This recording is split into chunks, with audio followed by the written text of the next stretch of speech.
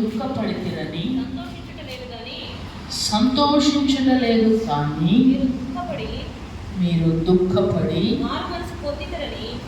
మారు మనసు పొందితిరని ఇప్పుడు సంతోషించుచున్నాను. ఏలయనగా ఏ విషయములోనైనను మా వలన మీరు నష్టము పొందకుండుటకై దైవ చిత్తానుసారముగా దుఃఖపడితిరి. దైవ చిత్తానుసారమైన దుఃఖము రక్షణార్థమైన మారు మనస్సు కలుగచేయును. ఈ మారు మనస్సు దుఃఖమును పుట్టించదు. చాలు. మీరు దుఃఖపడితిరని సంతోషించటలేదు కానీ మీరు దుఃఖపడి మారు మనసు పొందితిరని నేను సంతోషించున్నాను. ఏలయనగా దైవ చిత్తానుసారమైన దుఃఖము రక్షణార్థమైన మారు మనసును కలుగు చేయను. మంచిదే, దేవుడు మనతో మాట్లాడుతూ ఉండగా, దేవుడు మనలను సంధించుచూ ఉండగా, దేవుని సన్నిధిలో కన్నీరు వస్తుంది, దుఃఖం వస్తుంది, ఏడుపు వస్తుంది, బాధ కలుగుతుంది. అంటే ఆ దుఃఖము లోక సంబంధమైనదా, అది దైవ సంబంధమైనదా? మీకు ఒక 2 విషయాలు నేను చెప్తాను. నీలో కలిగే దుఃఖము అది దైవ చిత్తానుసారమైన దుఃఖమైన ఎడల అది నీలో ఒక కార్యమును జరిగిస్తుంది, రక్షణార్థమైన మారు మనస్సును నీలో కలిగిస్తుంది. హల్లెలూయా. దైవ చిత్తానుసారముగా నీవు దుఃఖపడిన ఎడల, ప్రార్థనలో ఉన్నప్పుడు నన్ను ఎవరో దూషించారు అని ఆ దూషణల మాటలను జ్ఞాపకం చేసుకుని, ఇంటివారు, భర్తనో లేకపోతే తోడివారు ఫలానా విషయంలో నష్టపోయామనో, లేకపోతే మనకున్న సమస్యలను బట్టి ఏడవటం గురించి నేను చెప్పట్లేదు. అది లోకానుసారమైనటువంటి దుఃఖము. దైవ చిత్తానుసారమైన దుఃఖం అంటే మన ప్రతి ఆలోచనను క్రీస్తు యేసునందు చెరపట్టి, అంటే పట్టుకొని దాన్ని క్రీస్తు ఎదుట పెట్టి, నేను సరిగా ఆయన ఎదుట లేనే అనే విషయంలో నీకు కలిగే పశ్చాత్తాపముతో కూడిన దుఃఖం, అది నీలో మారు మనసును కలిగిస్తుంది. ప్రభు కోరుకునేది కూడా ఇదే. ఆయన కోరుకునేది ఏమిటంటే, నా సన్నిధికి వచ్చిన నా బిడ్డలు ఈ ఉపవాస ప్రార్థనలు ఏర్పాటు చేయడంలో గల ప్రాముఖ్యమైన ఉద్దేశం ఏంటంటే, ఎన్నాళ్ళ మట్టుకు 2 తలంపుల మధ్య ఉంటారు. మీకు బయలు దేవుడైతే బయలును వెంబడించండి, యెహోవాయే దేవుడైతే యెహోవాను వెంబడించండి. ఎన్నాళ్ళ మటుకు 2 పడవల మీద కాళ్ళు వేసినట్లుగా, అటు లోకము ఇటు శరీరం, అటు నో చెప్పలేని తనము, ఇటు దేవుడితో ఉండలేనటువంటి విధానం, రాజీ పడుకుంటూ ఎంత కాలము, ఎన్నాళ్ళు వీళ్ళ కొనసాగుతారు?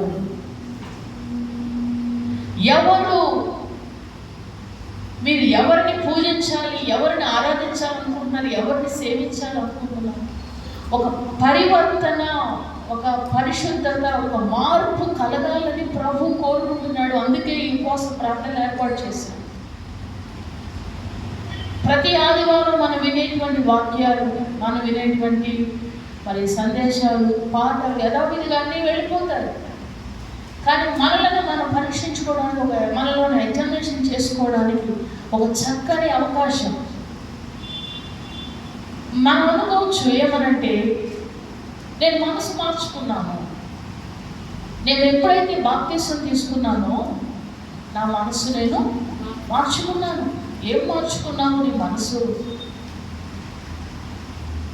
నేను యేసును అంగీకరించాను, నీ మనసు అప్పుడు మార్చుకున్నావు, కానీ ఆనాటి నుండి ఈనాటి వరకు నీ మనసు అలాగే స్థిరంగా ఉందా? అంగీకరించిన యేసును అంగీకరించావు, కానీ అంగీకరించిన ఆయనలో ఉన్న లక్షణాలు నీలో లేవు కదా. అంటే నీ మనస్సు పరిపరి విధాలుగా వెళ్ళిపోతుంది. అది ప్రతిసారి నీ మనస్సు మారిపోతూ ఉంది. ప్రతిసారి నీ మనస్సు ఒక సమయం వచ్చినప్పుడు ఒకలాగా, పరిస్థితులు ఒకలా ఉన్నప్పుడు మరొకలాగా, నీ మనసు చంచలత్వంతో, రెండు రకాల మనసులతో, ద్విమనస్సుతో ఉండిపోతుంది. ప్రభు దాన్ని అంగీకరించట్లేదు. ద్విమనస్కులు నాకు హేయులు, వారిని నేను ద్వేషించుచున్నాను. నేను ఎందుకు ఈ మాటలు మీకు చెబుతున్నానంటే, మీరు దుఃఖపడుతున్నారు, అయితే మీ దుఃఖము సంతోషానికి కారణం అవుతున్నట్లుగా అది మారు మనస్సుతో కూడినదై ఉండాలి. హల్లెలూయా, హల్లెలూయా. మనలో ఉన్న లోపములు, ప్రతి నరుడు, ప్రతి మనిషి బలహీనుడే. నేను చెప్తాను, ప్రతి వారు కూడా బలహీనుడే. ఒకనొక సందర్భంలో బలహీనమైన కార్యాలు చేస్తాం. అంటే ఆత్మ సంబంధంగా ఒక దిగజారిపోయిన పరిస్థితిలోకి వెళ్ళిపోయినట్లుగా ప్రవర్తిస్తాం. అయితే అటువంటి పరిస్థితుల్లో నుండి మనలను మనం తిరిగి మరలా పురికొల్పుకోవాలి. అందుకు ఒక అవకాశాన్ని దేవుడు మరలా మనకు అనుగ్రహిస్తాడు. పడిన వారిని పడిన చోటే ఉంచడం దేవునికి ఇష్టం కాదు. పడిన వారిని దేవుడు తిరిగి లేపాలని ఆయన ఆశిస్తున్నాడు.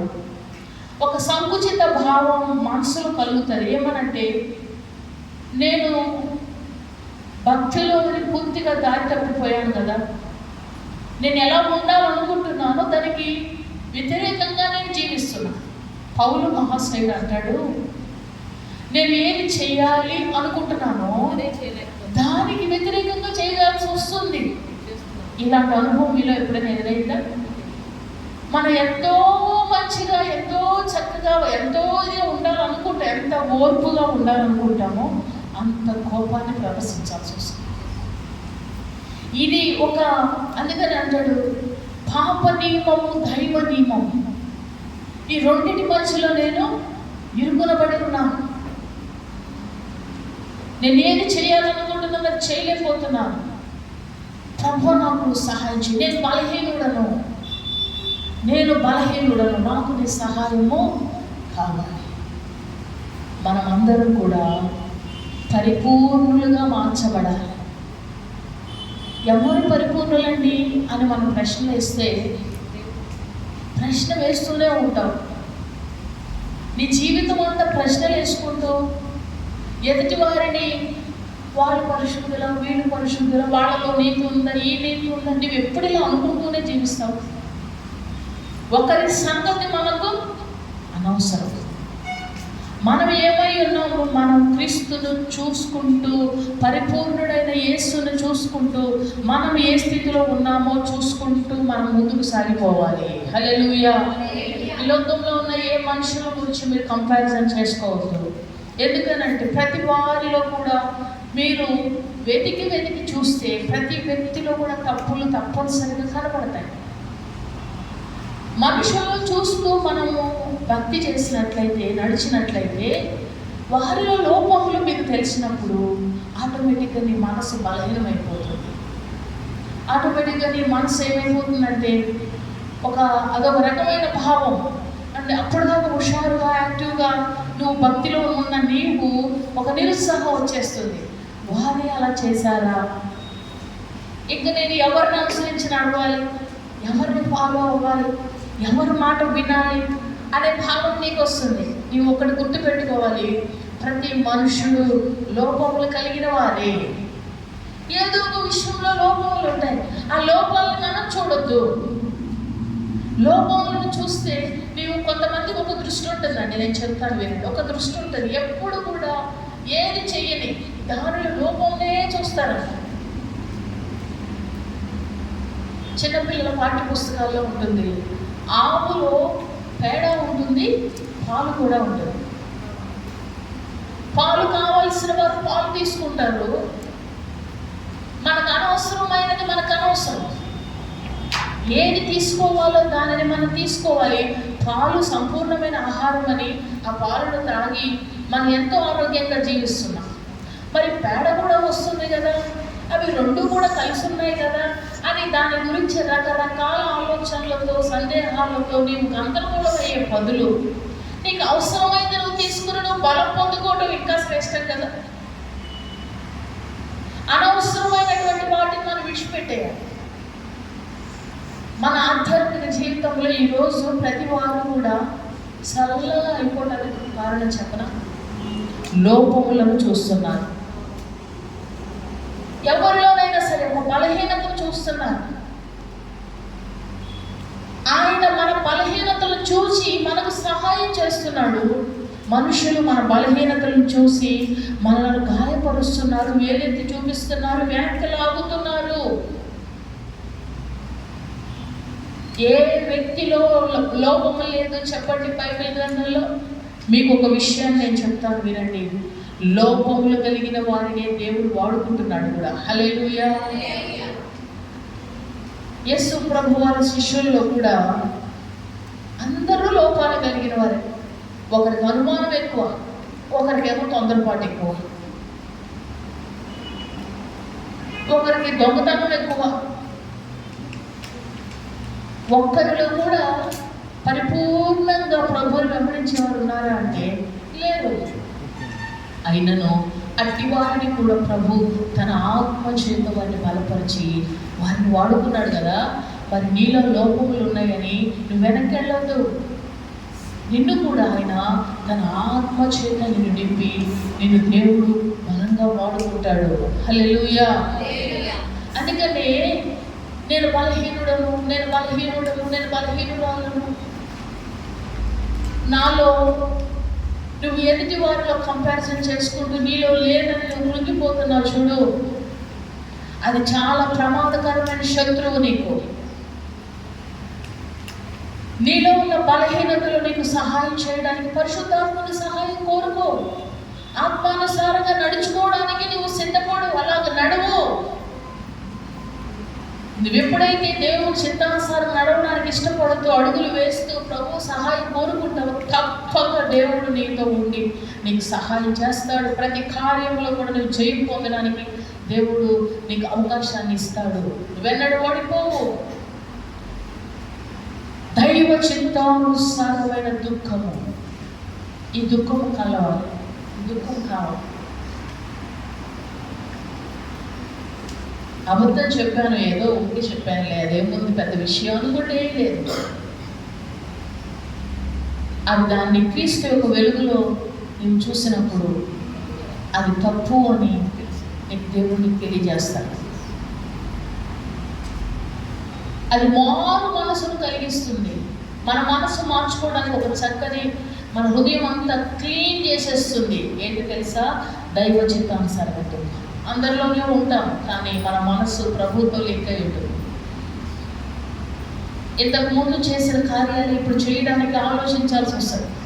చేయలే, మాట్లాడలే, చుట్టూనున్న వారు ఎలాగైనా అనుకోవచ్చు, కానీ ఆ దైవికమైన మనస్సును కోల్పోవడానికి మన హృదయం ఇష్టపడదు.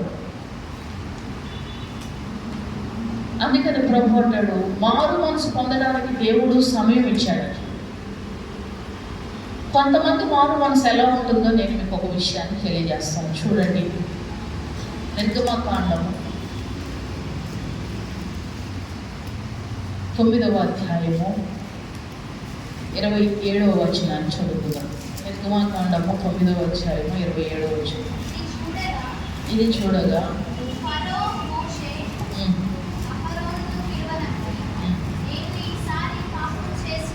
నేను ఈసారి పాపం చేసి ఉన్నాను, యెహోవా న్యాయవంతుడు, నేను నా జనులను దుర్మార్గులము, ఇంత మట్టుకు చాలును, ఇకను బ్రహ్మాండమైన ఉరుములు వడగండ్లు రాకుండానట్లు యెహోవాను వేడుకొనుడి, మిమ్మల్ని పోనిచ్చెదను, మిమ్మల్ని ఇకను నిలుపునని వారితో చెప్పగా చాలు. ఫరో యొక్క మారు మనసు ఎలా ఉంది చెప్పనా? శ్రమ కలిగినప్పుడు, శోధన వచ్చినప్పుడు, ఇబ్బంది కలిగినప్పుడు, నేను దుర్మార్గుడిని, నా జనులు కూడా దుర్మార్గులు, ఇంత మటుకు చాలు, మీరు యెహోవాను వేడుకోండి, ఇక మిమ్మల్ని నేను ఆపను, మిమ్మల్ని పంపించేస్తాను అంటాడు. దేవుని వేడుకున్న తర్వాత, ఆ కార్యం జరిగిన తర్వాత, ఆ శోధన అంతా తీరిపోయిన తర్వాత మళ్ళీ అంటాడు, నేను మిమ్మల్ని ఎక్కడికి పోనివ్వను.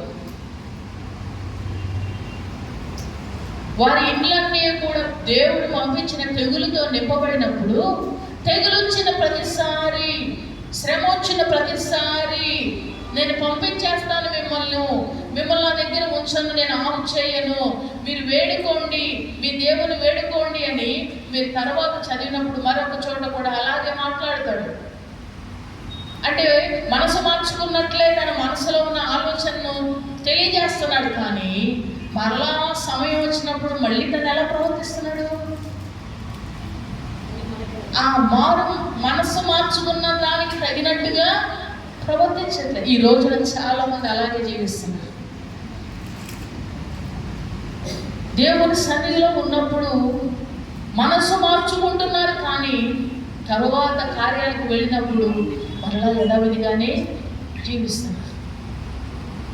శోధన వచ్చినప్పుడు, శ్రమ వచ్చినప్పుడు దేవునితో ఒక నిబంధన చేసుకుంటారు, నేను ఇస్తాను అంటారు. కానీ అది వారి చేతికి వచ్చిన తర్వాత వారు దాన్ని ఇవ్వటం మానివేస్తారు. వారి మనసును మార్చేసుకుంటున్నారు. అంటే ఒక నిశ్చలమైనటువంటి మారు మనసు, అంటే ఒక స్థిరమైనటువంటి మారు మనసు వారిలో లేదు. ఎప్పుడు మారిపోతుంటుంది వాళ్ళకి మనసు. ప్రార్థనలో ఉన్నప్పుడు, ఉపవాస ప్రార్థనలో ఉన్నప్పుడు, శుక్రవారం ప్రార్థనలో ఉన్నప్పుడు మారు మనసు పొందినట్లే మాట్లాడుతూ ఉంటారు. అప్పుడు ప్రేరేపించు, అప్పుడు మాట్లాడతారు. ఆ తర్వాత మళ్ళీ యథావిధి ప్రజలాగా స్థిరమైనటువంటి మారు మనసు కలగాలి, స్థిరమైన మారు మనసు కావాలి. ఈ అచంచలమైన మారు మనసు దేనికి తీసుకెళ్తుంది తెలుసా? మరణానికి. వారి జీవితం అంతా ఎప్పుడు వింటే ఇక పడతా ఉంటారు, లేస్తూ ఉంటారు, పడతా ఉంటారు, లేస్తూ ఉంటారు, పడతా ఉంటారు, లేస్తారు. ఎప్పటికీ ఇదే పని. ఒక స్థిరమైన జీవితం. దేవుడు అంటాడు, మీ పాదములు క్రీస్తు అనే బండ మీద ఏం చేయాలి? స్థిరపరచుకోవాలి. స్థిరత్వం కలగాలి. స్థిరపడిన చోటే అభివృద్ధి ఉంటుంది. హల్లెలూయా. మాటికి ఒక మొక్కను తీసి పెడతా ఉంటే దానికి ఒక్క ఆకు కూడా చిగురు రాదు. ఒక చోట మనం స్థిరత్వంగా ఉంచి దానికి కావలసిన నీరు సమస్తం అందజేసినప్పుడు అది ఏపుగా పెరుగుతుంది. హల్లెలూయా. ఈరోజున చాలా మంది జీవితాలలో అభివృద్ధి, ఆత్మీయతలో ఎదుగుదల లేకపోవడం కారణం తెలుసు. ప్రార్థన చేస్తారు ఏమనంటే, ఆత్మీయంగా నేను ఎదగాలండి మా కొరకు. అమ్మ నువ్వు ఎదగడానికే కదా ఉపవాస ప్రార్థన పెట్టావు, మనం ఎందుకు రాలి అంటే నువ్వు చెప్పేదానికి, నువ్వు ఆచరించేదానికి దానిలో నిజముందా?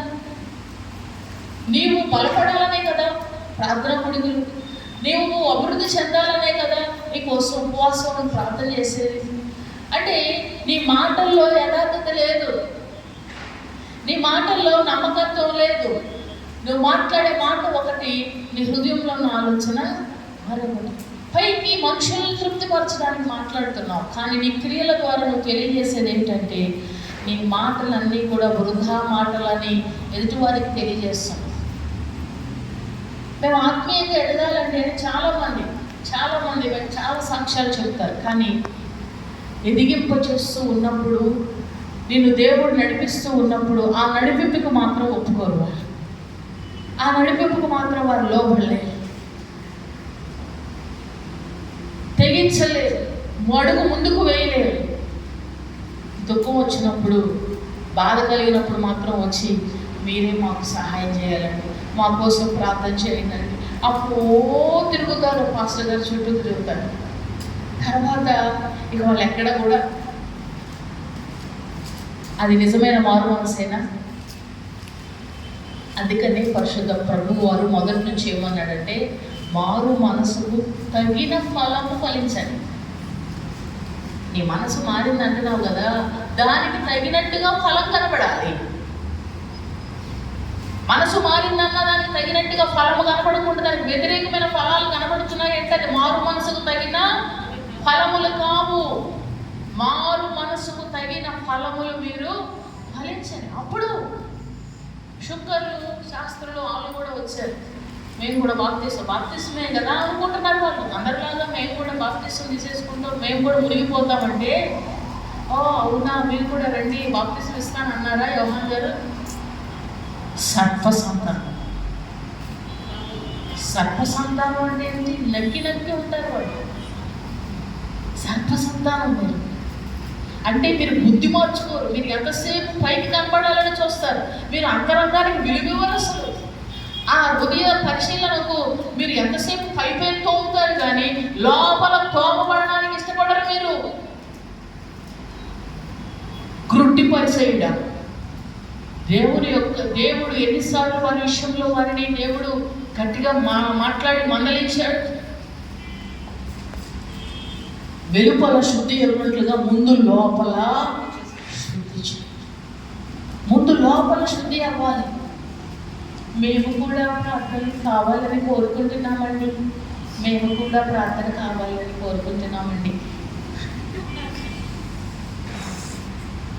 మొహం ప్రార్థన కావాలని కోరుకుంటున్నామంటారా? ప్రార్థనకి వెళ్తామా? ప్రార్థనలో ఉంటామా? మేము ప్రార్థన చేసుకుని వచ్చేస్తాం వాళ్ళ ఇంట్లో. ఆమె పొరపాటును కూడా కూర్చోరు. ప్రార్థనకు పిలిచిన వాళ్ళు బాగానే ఉంటారు. వెళ్తామా ప్రార్థనకు పిలిచారని వెళ్ళి ప్రార్థన ఎందుకు వెళ్ళేది? ప్రార్థన పెట్టి మా కుటుంబం అందరితో కలిసి చేయాలని కదా. మమ్మల్ని అక్కడ పెట్టేసి వీళ్ళు బయట వ్యవహారాలన్నీ నడిపించి ఆఖరిలో వచ్చి వందనాలండి అని చెప్పి 100 రూపాయలు పెట్టి వెళ్ళండి అని అంటారు. అర్థమవుతుంది కదా? ఎంతసేపు పై శుద్ధి కార్యక్రమాలే, లోపల శుద్ధి అవ్వడానికి ఇష్టపడట్లేదు. నేను అనేది ముందు లోపల శుద్ధి అవ్వాలి. శరీరము కేవలం నిష్ప్రయోజనము, ఆత్మయే జీవింపచేయును. హల్లెలూయా. మన ఆత్మలో మార్పు పరివర్తన కలగాలి, ఆత్మలో మార్పు కలగాలి, హృదయంలో మార్పు కలగాలి. మొదటి నుంచి దేవుని బోధ అదే కదా. ఆయన రాకముందు ఎంతమంది బోధించారు? అక్కడ శాస్త్రులు లేరా, పరిచయాలు లేరా? వాళ్ళంతా ధర్మశాస్త్రాన్ని బోధిస్తూనే ఉన్నారు కదా. వాళ్ళందరినీ చూసి ప్రభు అంటారు, మీరు ఎలాంటి వారు తెలుసా? దోమ రాకుండానట్లుగా ఒడియగట్టి, అంటే ఒక్క దోమ ఒక చిన్న నలక కూడా రాకూడదని ఫిల్టర్ చేస్తారట. అంత ఫిల్టర్ చేసి చివరికి అంత పెద్ద వంటని మింగుతారట. అర్థమైందా? అంటే చెప్పులు వేసుకుని అసలు బొమ్మ ముందు పెట్టచ్చా? చెప్పులు ఏమనుకుంటున్నావు? దేవుని మందిరం అట్లా వేసుకోవచ్చా?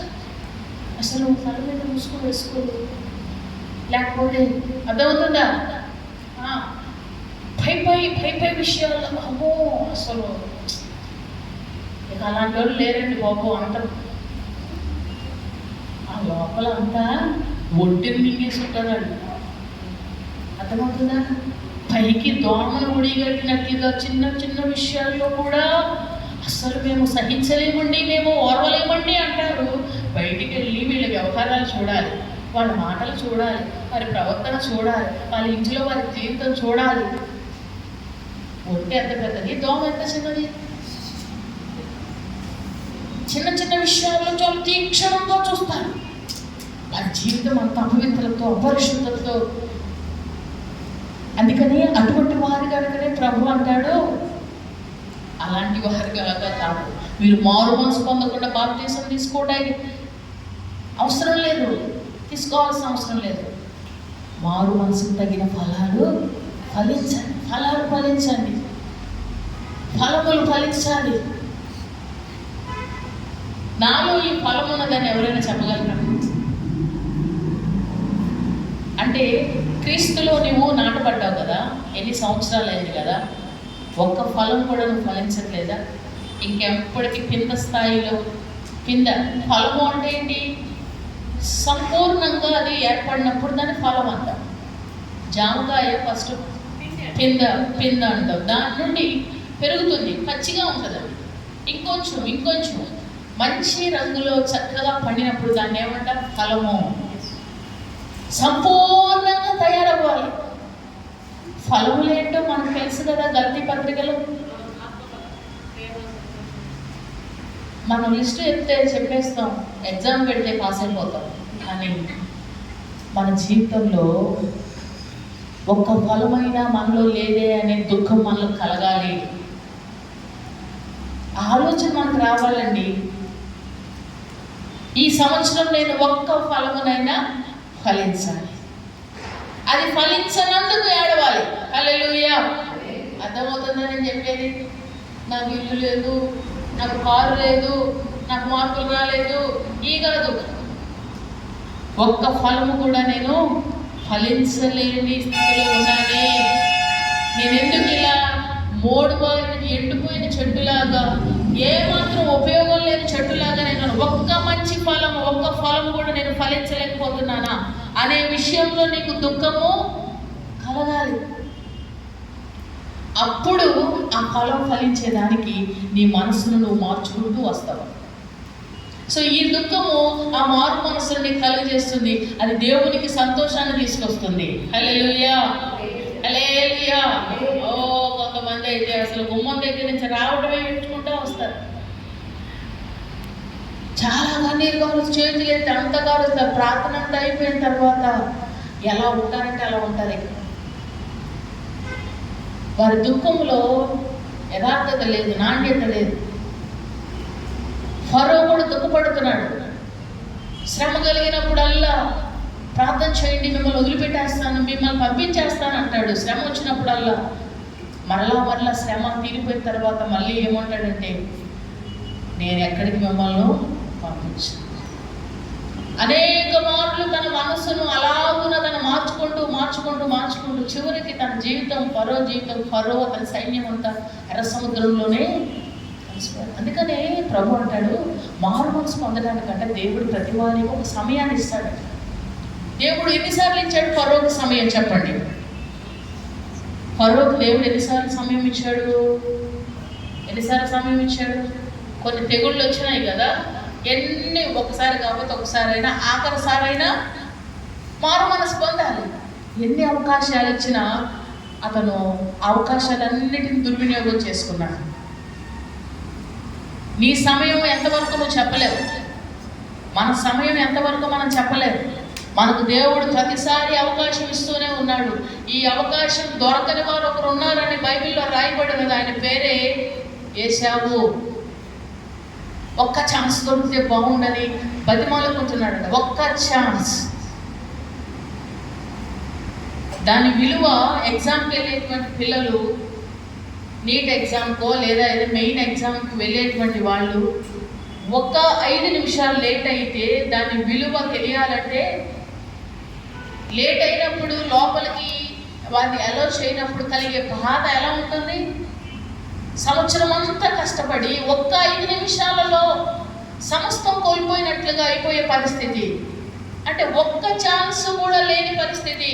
కాళ్ళు పట్టుకున్నా, బ్రతిమలాడినా, ఎంత ఏడ్చినా గేటు వేసేసాం, తీయము అంతే. దేవుడు కూడా మనకు అవకాశం ఇస్తున్నాడండి.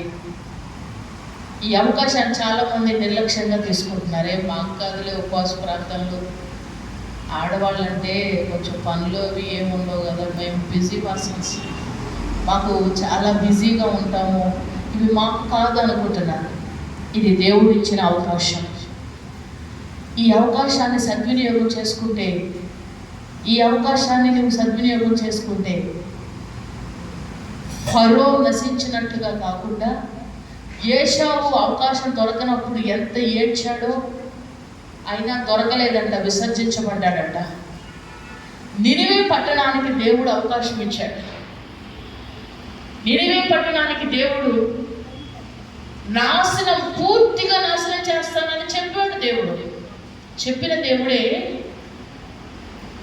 వారి క్రియలు చూచి తమ చెడు నడతను మానుకున్నారంట. మీరు ఆ మాట చదవండి. యోనా గ్రంథం యోనా గ్రంథంలో ఆ మాట తీసి చదవండి. 2వ అధ్యాయం 10వ వచనం చదవండి.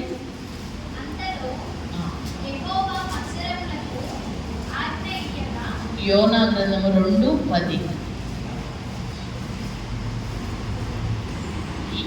2వ అధ్యాయం 10వ వచనం కాదమ్మా, 2వ అధ్యాయం 10వ వచనం. ఈ నినివే వారు 3వ అధ్యాయం 10వ వచనం. సారీ, ఈ నినివే వారు తమ చెడు నడతలను మానుకొనగా వారు చేయుచున్న క్రియలను దేవుడు చూచి పశ్చాత్తాపుడై వారికి చేయుదునని తాను మాట ఇచ్చిన కీడు చేయక మానెను. తమ చెడు నడతలను మానుకొనగా ఈయన కూడా మానాడు. వాళ్ళు మారారు, ఈయన కూడా. అర్థమవుతుందా? నువ్వు మారితే దేవుడు కూడా మారుతాడు. వాళ్ళు అంతకు ముందు ఉపవాసం ఉన్నారు. వాళ్ళ పశువులు కానీ, పిల్లలు కానీ, భార్య బిడ్డలు కానీ, చివరికి రాజుగారితో సహా అందరూ ఉపవాసం ఉన్నాడు. అప్పుడు మనసు మార్చుకున్నట్టు రాయబడింది. అప్పుడు మనసు మార్చుకున్నట్టు రాయబడిందా? మీరు స్పష్టంగా గ్రహించాలి. ఉపవాసం ఉన్నప్పుడు 3 పూటల ఆహారం తినలేదు ప్రభువా, నేను తలస్నానం చేసి రహస్యంగా ప్రార్థన చేసుకుంటున్నాను ప్రభువా, 3 పూటలు నేను ఎంతో పవిత్రంగా ఉన్నానయ్యా అని అంటే ఆయన మనసు మార్చుకోలేదు. వారు బూడిదలో కూర్చున్నారు. అయ్యో, బూడిదలో కూర్చుంటాం అంటే ఎంత తగ్గింపుది, తగ్గింపుకు సూచన. ఎంతో దుఃఖంతో వారి మనసులు నింపుకుని ఏడ్చారు. అయినా దేవుడు మనసు మార్చుకోలేదు. దేవుడు ఎప్పుడు మనసు మార్చుకున్నాడు చెప్పనా? వారి చెడు నడతలను మానుకున్నప్పుడు. నడుతామని చెప్పండి. ఆమేన్. ఎప్పుడు దేవుడు చేయుదును అన్న కీడు చేయటం మానేడు? చెడు నడతలు మార్చుకోవడం అంటే వారు మానివేశారు. అంటే చేయటం మానివేసినట్లే కదా. ఇంతకు ముందు చేశారు, ఇప్పుడు చేయటం మానేశారు. వారు మానివేశారు కనుక ఆ క్రియలను చూసిన దేవుడట పశ్చాత్తాపుడై. దేవునికి కూడా పశ్చాత్తాపం వస్తుంది.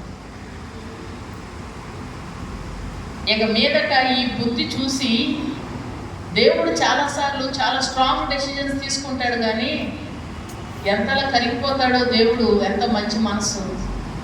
ఈ భూమి మీద ఎవరిని ఉండకుండా లైన్ చేసేస్తాను, ఈ మనుషుల హృదయం అంతా ఎప్పుడు చెడిపోయిందే అని విసుగు చెంది దేవుడు మొత్తం సంహరించేస్తానన్నాడు.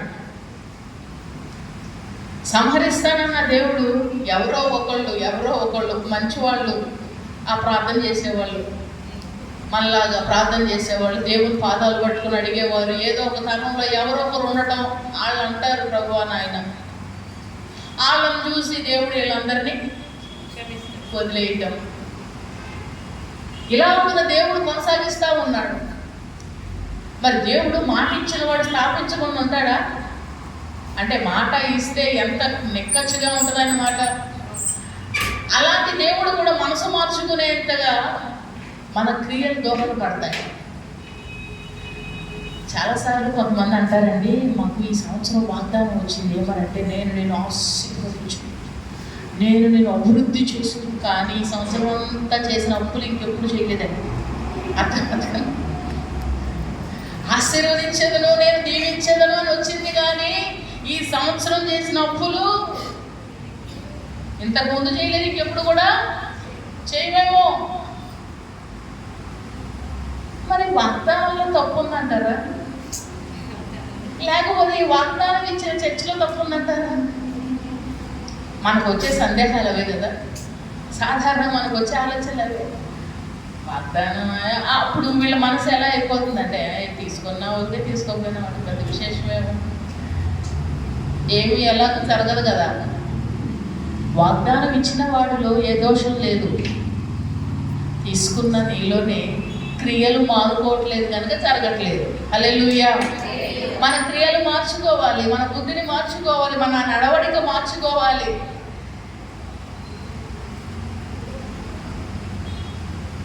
మనిషి అనే రాజుని చంపివేస్తానన్నాడు దేవుడు. ఆయన పేరేమిటి? యెజబెలు భర్త పేరేమిటి?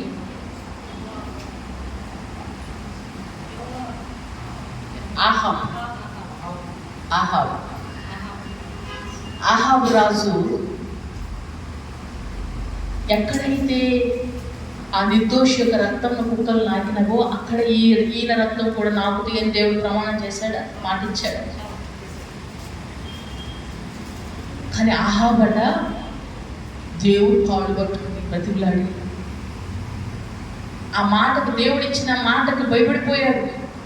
దేవుడికి భయపడి కాళ్ళు పట్టుకుని దేవుని క్షమాపణ అడిగి ఎప్పుడైతే తన తప్పును సరి చేసుకుంటే దేవుని పాదాల మీద పడ్డాడో, పశ్చాత్తాపడే ప్రాధాయపడ్డాడో, ఆయన అన్న మాట విషయంలో ఆలోచించాల్సి వచ్చింది. దేవుడు కఠినాత్ముడు కాదండి మన దేవుడు, కఠిన హృదయుడు కాదు. నీ దుఃఖములో మారు మనసుతో కూడిన దుఃఖమై ఉండాలి. యోనా సెలవిచ్చినప్పుడు నినివే ప్రజలందరూ కూడా దుఃఖపడ్డారు, కానీ ఆ దుఃఖంలో నిజమైన మారు మనసు కలిగింది వారికి. ఫరో కూడా దుఃఖపడ్డాడు, కానీ అతనిలో నిజమైన మారు మనసు కలగలేదు. పైకి ఏడుస్తూ ఉన్నాడు, పైకి నటిస్తూ మాటలు పలుకుతూ ఉన్నాడు, నిజమైన మారు మనసు కలగలేదు. కానీ ప్రభు కోరుకునేటువంటి మారు మనసు చెడు నడకలు మాని మీరు మారు మనసు పొందండి.